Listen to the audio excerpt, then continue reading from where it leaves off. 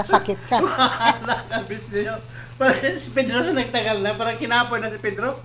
Mahuli niya ko na ako. Mahuli mo ko na katuhayan. Hindi ko na mataway.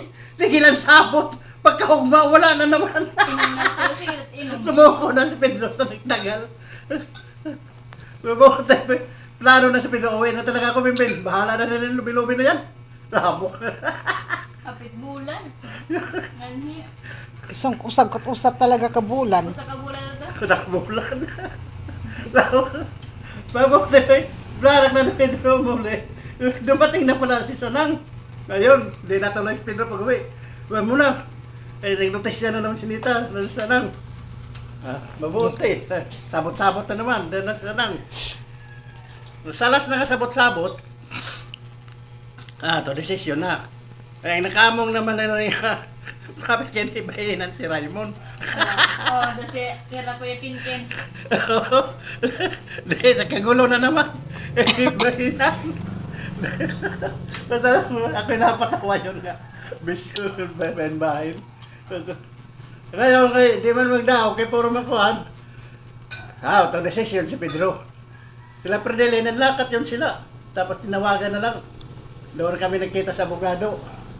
Alam, guys, sumpan naghihapon. Ito ka. Sabi ni Pedro, para maklaro natin, konsulta natin sa abogado. Nandyan ka man nandyan. Lahat, si Inday, si Nita, ako. Tapos sila Perdele, kayo wala. Umalis, tawagan. Padali man lang sila kay may sasakyan naman. Sa abogado na lang magkita, nguyog. Ay mabuti pumayag. Nagpirma na Rodi, yung last yun ng hugada na. Parang nakuha na si Pedro, napiko na. Ayun, Napiko na ba basa-basa. na Pedro kahit na rin na. Dahil ito na bukid. Ako ko na. Papunta sa abogado, doon na nakita. Ngayon, ano niya, ayaw na courtin kay nawala ng visa, nabasahan sa abogado. Kaya nawala na. Yan na siya sumuko. Iya batas-batas. Oo, yan, batas-batas.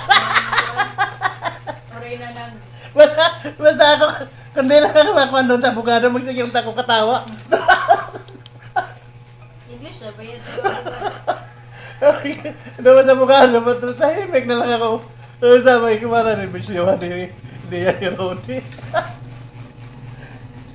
Nag-iisip si Raymond, kaya di na siya bahilan. Sabi ni Raymond, di, mag-plaster akong kaso. Kayo nang sabi sa abogado sa PAW. Kiha. Sabi na ni Rodi, sino naman may kiha, Raymond?